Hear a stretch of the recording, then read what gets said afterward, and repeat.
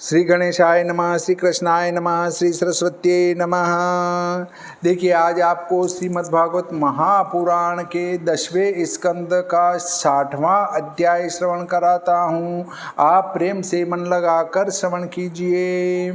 60 हंसी से कुछ कही हरि रुक्मिणी, सो बात रूठ गई तब रुक्मिणी कृष्ण मनावन जात। श्री सुखदेव जी बोले कि हे परीक्षित, किसी समय सुखपूर्वक शैया पर बैठे हुए जगत गुरु अपने पति श्री कृष्णचंद्र की रुक्मिणी सखियों सहित चामर डुलाती हुई सेवा करने लगी। जो जन्म रहित भगवान लीला पूर्वक इस विश्व का उत्पन्न पालन और संहार करते हैं, वे ही भगवान अपनी मर्यादा की रक्षा करने के लिए यदुवंश में आकर प्रकट हुए। यहाँ गृहों के भीतर अत्यंत दीप्यमान मालाएं लटक रही थी, अत्यंत शोभायमान छत बंदी थी और मणिमय दीपक जगमगा रहे थे। मल्लिका के पुष्पों की मालाओं पर भौरों के झुंड गूंज रहे थे और झरोखों की बंदी थी और मणिमय दीपक जगमगा रहे थे। मधुमल्लिका के पुष्पों की मालाओं पर भौरों के झुंड गूंज रहे थे और झरोखों की जालियों में होकर चंद्रमा की निर्मल किरणें झिलमिला रही थी। कल्प वृक्ष के वन की सुगंध लिए उद्यान से सुगंध सनी वायु चल रही थी। हे राजन, झरोखों की जालियों से अगर तगर के धूप का धुआं निकल रहा था। उस मंदिर के भीतर शैया बिछी थी, उस पर दूध के फेन के समान कोमल श्वेत बिछोना बिछ रहा था। उसके ऊपर सुखपूर्वक बैठे हुए जगत के ईश्वर श्री कृष्णचंद्र की रुक्मिणी सेवा करती थी। हीरे की दंडी वाला चमर सखी के हाथ में से लेकर उससे पवन करती रुक्मिणी भगवान श्री कृष्णचंद्र के चरणों की ओर देख रही थी। भगवान श्री कृष्णचंद्र के निकट मणियों की जड़ाऊ नुपुरों का शब्द करती अत्यंत शोभायमान लगती थी। कैसी रुक्मिणी है!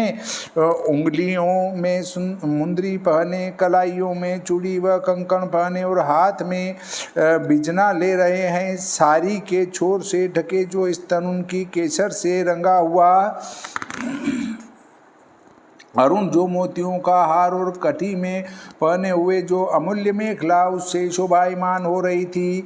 लीला पूर्वक देह धारण करने वाले श्री कृष्णचंद्र के ही योग्य जिसका रूप है और श्री कृष्ण के बिना जिसका कोई आश्रय नहीं है, ऐसी रूपवती साक्षात लक्ष्मी के समान रुक्मिणी जी को देख कर कि जिसकी अलकें कुंडल धूक धू की युक्त कंठ से शोभायमान मुखारविंद में मंद मुस्कान रूप अमृत झलक रहा था, उसे देख प्रसन्न हो हंसकर श्री कृष्णचंद्र बोले, श्री भगवान बोले कि हे राजपुत्री, लोकपालों के समान ऐश्वर्य वाले महानुभाव लक्ष्मीवान रूप उदारता और बल से बड़े हुए राजा तुम्हारी चाहना करते थे और कामदेव के मद से व्याकुल शिशुपाल आदि राजा तुम्हारे लेने के लिए आए, जिन्हें तुम्हारे पिता दे भी चुके थे। फिर तुमने किस कारण उन्हें छोड़कर हमें, जो तुम्हारी बराबर के भी नहीं हैं, वरण किया? हे सुंदर भ्रकुटियों वाली बहुधा राजाओं से डर कर तो हमने समुद्र की शरण ली है और बलवानों के साथ विरोध होने से ही हमने राजगद्दी त्याग कर रखी है। हे सुभ्रू, जिनके आचरण की खबर नहीं और जो स्त्रियों के कहे में न चले, जिनका मार्ग जगत में निराला है, ऐसे पुरुषों का जो स्त्रियां अनुसरण करती हैं वे बहुधा क्लेश और कष्ट पाती हैं और हम निष्किंचन हैं। जो निष्किंचन है वह जन हमें अत्यंत प्रिय हैं। इसलिए हे सुमध्य में धनवान पुरुष कहते हैं कि हम दरिद्री हो जाएंगे, इस भय से बहुधा मेरा भजन नहीं करते। जिनके बराबर धन, बराबर जन्म, बराबर ऐश्वर्य और बराबर की रूप जाति हैं और सदा जिनका एक साथ निर्वाह होता है, उन्हीं से विवाह और मित्रता होती हैं, छोटे बड़ों की कदापि नहीं हो सकती। हे राजा भीष्म की पुत्री रुक्मिणी, तुमने कुछ विचार न किया है और बराबर का संबंध होता है, यह बात जाने बिना गुणहीन हमको भिक्षु के सराहने से भूल कर वर लिया। हे सुंदरी, अब भी तुम अपनी बराबर का क्षत्रिय देखकर उसका हाथ पकड़ लो तो उस क्षत्रिय से इस लोक और परलोक के मनोरथों को प्राप्त होगी।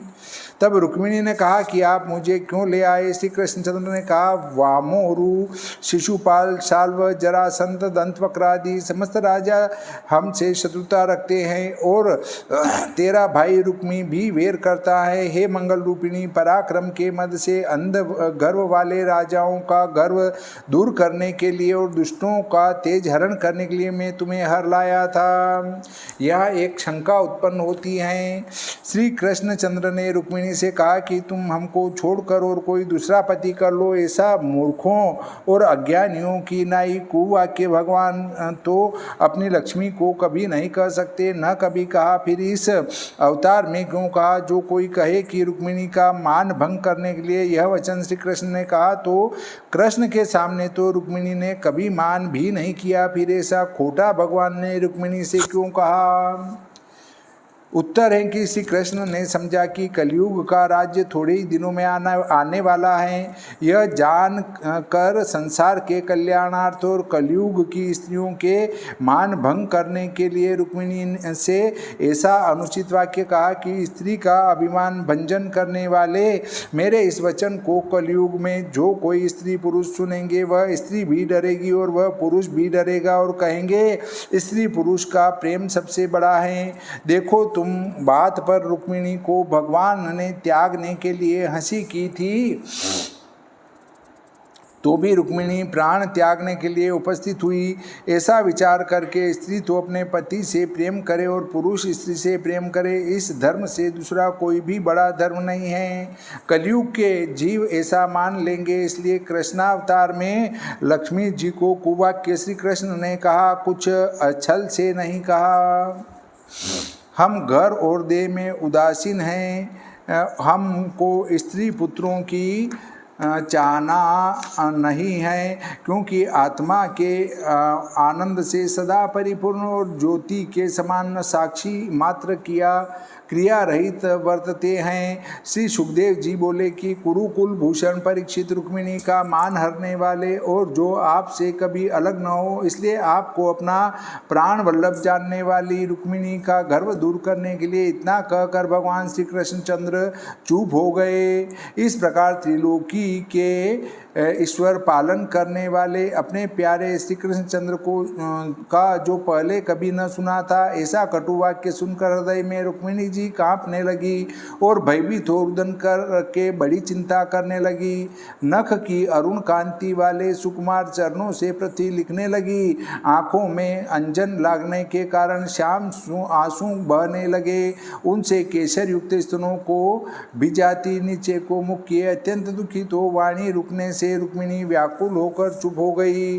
अप्रिय वचन सुनने के कारण अत्यंत दुख और त्याग करने की आशंका के शोक से बुद्धि रहित होकर रुक्मिणी व्याकुल हो गई। तब उनके हाथ से पंखा गिर गया, कंकण शिथिल हो गिरने लगे और महाव्याकुलता से मोहित हो पवन से गिराई हुई कदली के समान रुक्मिणी मूर्छित हो पृथ्वी पर गिर पड़ी और उस समय उनके केश भी खुल गए। हास्य की गंभीरता न जानने वाली अपनी प्यारी रुक्मिणी का प्रेम संबंध देख करुणा कर श्री कृष्णचंद्र द्रवीभूत हो गए और चार भुजा धारण कर शीघ्र पलंग से नीचे उतर दो हाथों से रुक्मिणी को उठाकर एक हाथ से उसके केशों को संभालकर कमल के समान मुख को कोमल कमल सी भुजा से पहुँचने लगे। हे परीक्षित, आंसू भरे नेत्र और शोक से ताड़ित स्तनों को पहुँच अनन्य आश्रय पतिव्रता रुक्मिणी को भुजाओं से आलिंगन कर हंसी से चलायमान चित्त और कठोर हंसी के अयोग्य दिन रुक्मिणी को साधु पुरुषों की गति सामर्थ्यवान भगवान श्री कृष्णचंद्र समझाने लगे। भगवान श्री कृष्णचंद्र बोले कि हे रुक्मिणी, तुम मुझसे ईर्ष्या मत करो और यह बात मैं निश्चय जानता हूँ कि मेरे अतिरिक्त तुम और किसी को नहीं जानती हो। हे सुंदरी, तुम क्या कहोगी यह जानने के लिए मैंने हंसी की थी। स्नेह के कोप से फड़के हैं अधर जिसमें और चलायमान अरुण कटाक्ष से टेढ़ी भ्रुकुटी वाले मुख की शोभा देखने के लिए हंसी की थी। हे भीरु प्रिय, अपनी प्राण प्यारी के संग हंसी करके समय व्यतीत करना, गृहस्थों के घर में यही लाभ है। श्री सुखदेव जी बोले कि हे राजन, इस प्रकार भगवान श्री कृष्णचंद्र ने जब शांत की, तब रुक्मिणी ने प्यारे ने मुझसे हंसी की है यह बात जानकर त्यागने के भय को छोड़ दिया। हे भरत वंशोत्पन्न राजा परीक्षित, लाज भरी मधुर मुस्कान और शोभायमान स्निग्ध कटाक्षों से सुंदर मुख देखती हुई रुक्मिणी भगवान श्री कृष्णचंद्र से कहने लगी। प्रथम श्री कृष्णचंद्र ने कहा था कि तुम हमारे समान नहीं हो, फिर हमारा हाथ क्यों पकड़ा? इसके उत्तर में रुक्मिणी बोली कि हे कमल दल लोचन, तुम्हारे समान मैं नहीं हूँ। 6 प्रकार के ऐश्वर्य युक्त आपकी बात सत्य है। अपनी महिमा से आवृत तीनों ब्रह्मादिकों के ईश्वर आप कहाँ, और सकाम पुरुषों ने जिसके चरण पकड़े, ऐसी सत्वगुणी रजोगुणी तमोगुणी रूप वाली में माया कहाँ? मुझ में और आप में बड़ा अंतर है। और श्री कृष्णचंद्र ने यह जो कहा था कि राजाओं के डर के मारे समुद्र में आकर रहे हैं, इसके उत्तर में रुक्मिणी कहती हैं कि हे उरु क्रम, यह सत्य है। सत्व रज और तम यह 3 गुण ही राजा हैं। उनके भय से ही मानो सागर के समान अगाध विषयों से अक्षोभित हृदय में चैतन्य घन तुम निश्चलता से प्रकाश करते हो, और बलवानों से हमने वेर किया है। यह बात तो आपने कही सो भी सत्य है, क्योंकि विषय में जिनकी इंद्रियां लग रही हैं, ऐसे पुरुषों ने तुमसे विरोध किया है, सो तुम उनमें तुम्हारी प्रीति है। और जो श्री कृष्णचंद्र ने कहा था कि हमको राज्याधिकार नहीं है, उसके उत्तर में रुक्मिणी कहती हैं कि महाअविवेक का स्थान राज्य है, इसलिए तुम्हारे सेवक लोग भी उसको छोड़ देते हैं, फिर आपने छोड़ दिया, तो इसमें आश्चर्य ही क्या है? श्री कृष्णचंद्र ने यह जो कहा था कि हमारा मार्ग जानने में नहीं आता और स्त्री के वश में नहीं हूँ, इसके उत्तर में रुक्मिणी ने यह कहा कि तुम्हारे चरणारविंद मकरंद का सेवन करने वाले मुनि लोगों का आचरण भी पशु तुल्य मनुष्यों की समझ में नहीं आता। यदि तुम्हारा मार्ग जानने में न आवे तो इसमें क्या आश्चर्य है, क्योंकि तुम्हारे अनुवर्ती भक्तों की और तुम्हारी चेष्टा अलग है, फिर इसमें आश्चर्य ही क्या है? और निष्किंचन पुरुषों के हम प्रिय हैं, और धनवान पुरुष यह समझ कर कि हम दरिद्री हो जाएंगे, इस डर के मारे हमारा भजन नहीं करते। यह वार्ता जो श्री कृष्णचंद्र ने कही थी, उसके उत्तर में रुक्मिणी ने कहा कि आपसे भिन्न कुछ नहीं, इसलिए तुम निष्किंचन हो। दरिद्रता रूपी निष्किंचनता तुमसे नहीं बनती है।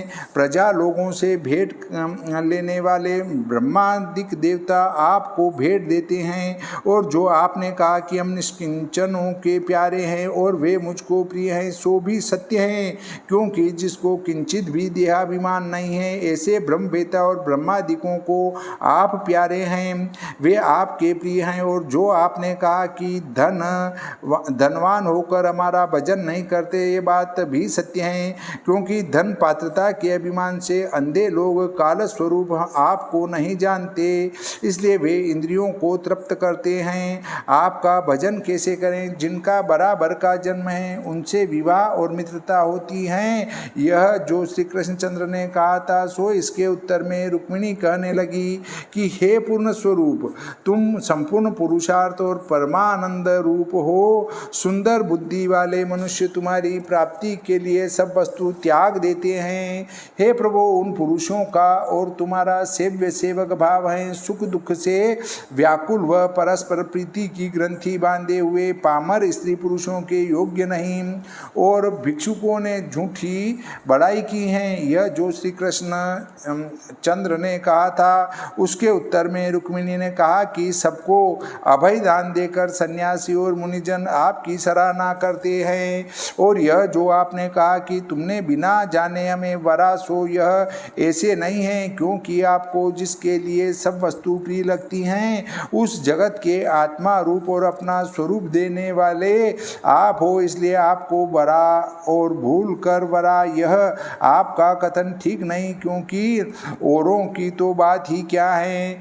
ब्रह्मा और इंद्रादिक देवताओं को भी, जिनका आपकी भ्रकुटी से प्रेरित काल के वेग से सुख का नाश होता है, यह विचार उन्हें छोड़ मैंने आपको वरण किया। इस कारण जो आपने मुझ पर अविचारता का दोष लगाया सो ठीक नहीं। हे राजा परीक्षित, अपने अज्ञान को दूर करके और पुरुषों की बड़ाई से क्रोधित हो श्री कृष्णचंद्र से रुक्मिणी कहने लगी कि हे गदाग्रज, तुमने शारंग धनुष के शब्द से जरासंधादिक राजाओं को भगाकर जिस प्रकार सिंह पशुओं को भगाकर अपना बलि लाते हैं, उसी प्रकार आप अपना भाग रूप मुझे ले आए। इसलिए उन राजाओं से डरकर हम समुद्र में आकर रहे हैं। यह भी आपका कहना नहीं बनता। आपने कहा कि जो हमारे चरणों में पड़ते हैं वे दुख पाते हैं, सो भी नहीं बनता। हे कमल दल लोचन, तुम्हारे भजन की इच्छा से राजाओं के मुकुटमणि राजा अंग, पृथु, भरत, ययाति और गय आदि चक्रवर्ती राजा राज्य को त्याग कर वन को चले गए। तुम्हारा भजन करने वाले राजाओं को कहाँ दुख हुआ है, किंतु सुखी हुआ है और वैकुंठ धाम की प्राप्ति हुई है। और श्री कृष्णचंद्र ने यह जो कहा था कि समान क्षत्रिय का अब भी हाथ पकड़ लो, इसके उत्तर में रुक्मिणी कहती हैं कि साधुओं से वर्णित जनों को मोक्ष का देने वाला और लक्ष्मी जिनका सेवन करे, ऐसे गुणों की खानी तुम्हारे चरणारविंद को सूंघ कर फिर त्याग सके, ऐसी मरण धर्मिणी कौन विवेकिनी स्त्री है जो सदा मृत्यु से डरने वाले पुरुषों की सेवा करेगी। इसलिए मैंने तुम्हारा हाथ पकड़ा है। हे जगदीश्वर, आत्मा रूप भजन करने वालों को इस लोक और परलोक में कामनाओं के पूर्ण करने वाले अपने योग्य तुम्हारा ही मैंने सेवन किया है। चाहे अनेक प्रकार की योनियों में मेरा जन्म हो, परंतु उन जन्मों में भी मिथ्या संसार के भय का नाश करने वाले और भक्तों को अपनाने वाले तुम्हारे चरणों की शरण मुझे प्राप्त हो, यही मेरी प्रार्थना है।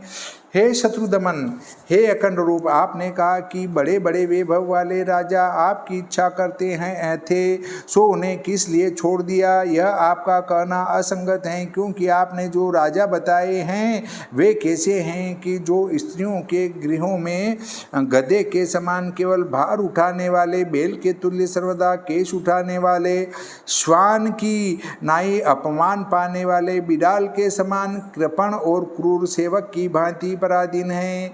वे तो उस मंदभागिनी स्त्री को पति मिलने चाहिए कि जिसके कान में शंकर और ब्रह्मा जी की सभाओं में गाई जाती आपकी कथा न आई हो, अर्थात जिसने तुम्हारे गुण न सुने हो। वे तो कदाचित भूल जाएं, परंतु मैंने तो प्रथम ही आपके गुणानुवाद सुन लिए थे।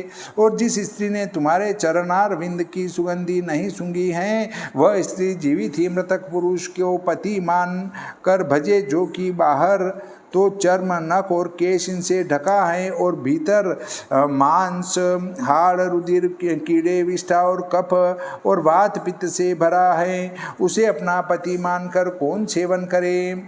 भगवान श्री कृष्णचंद्र ने कहा कि हम घर और देह में उदासीन हैं। रुक्मिणी ने कहा कि हे कमल दल लोचन, तुम अपने स्वरूप में रमण करते हो और मुझ में आसक्त नहीं है। दृष्टि जिनकी अर्थात मेरी चाहना नहीं है, तो भी तुम्हारे चरणार विंदों में मेरा स्नेह हो। तब श्री कृष्णचंद्र बोले कि स्नेह होने से तुम्हें क्या लाभ होगा। इसके उत्तर में रुक्मिणी ने कहा कि तुम्हारे चरणार विंदों में अनुराग होना ही बड़ा लाभ है, और जिस समय इस विश्व को बढ़ाने के लिए गुरु को ग्रहण कर मुझे माया की ओर देखोगे, वही बड़ा अनुग्रह है। श्री सुखदेव जी बोले कि हे राजा परीक्षित, इस प्रकार श्री कृष्णचंद्र से जो बातें कही उन सब का यथा योग्य उत्तर देकर रुक्मिणी बोली कि हे मधुसूदन, आपने कहा कि अपने समान क्षत्रिय का अब भी हाथ पकड़ लो, यह मैं झूठ नहीं मानती। जैसे काशी के राजा की पुत्री अंबिका और अंबालिका, इन तीनों कन्याओं में से अंबा कन्या की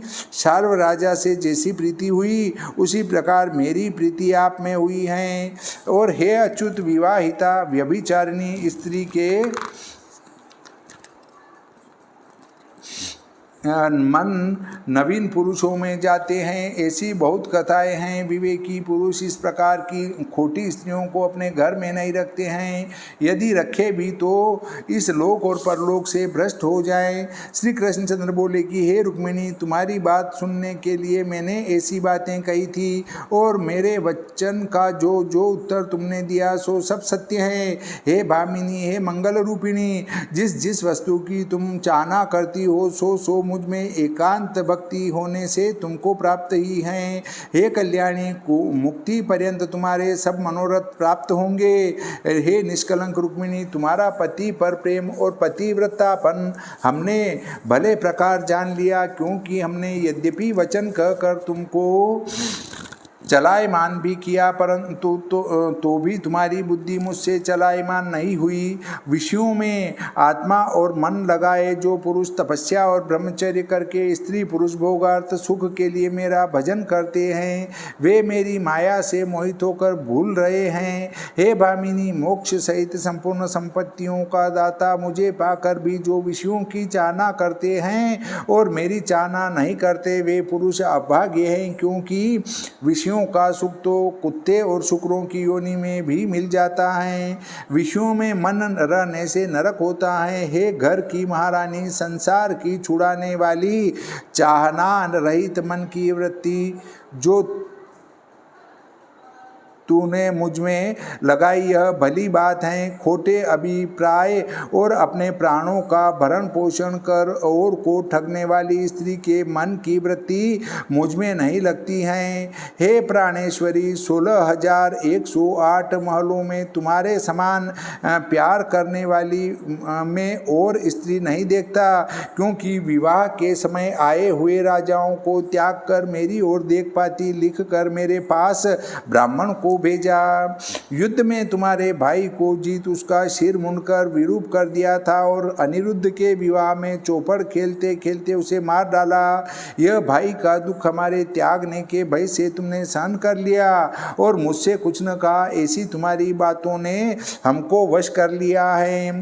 हे प्राण वल्लभे, मेरे बुलाने के लिए सबसे छिपा कर दूत को मेरे पास भेजा और जब मुझे आने में विलंब हुआ तब इस विश्व को शून्य मानकर और राजा मेरे योग्य नहीं है यह निश्चय कर शरीर त्यागने की इच्छा करने लगी। यह बात तुम्हारे अतिरिक्त और किसी से हो सकती है, हम तुम्हारी क्या प्रशंसा करें। श्री सुखदेव जी बोले कि हे भरतवंशावतंस परीक्षित, इस प्रकार जगत के ईश्वर भगवान श्री कृष्णचंद्र मनुष्य लोक की लीला का अनुकरण कर हास्य की बातें करके रुक्मिणी आदि रानियों के साथ रमण करते थे। सामर्थ्यवान संपूर्ण लोकों के गुरु, सबका दुख हरने वाले श्री कृष्णचंद्र इसी प्रकार और रानियों के महलों में भी रहकर गृहस्थाश्रम के धर्म सिखाते थे।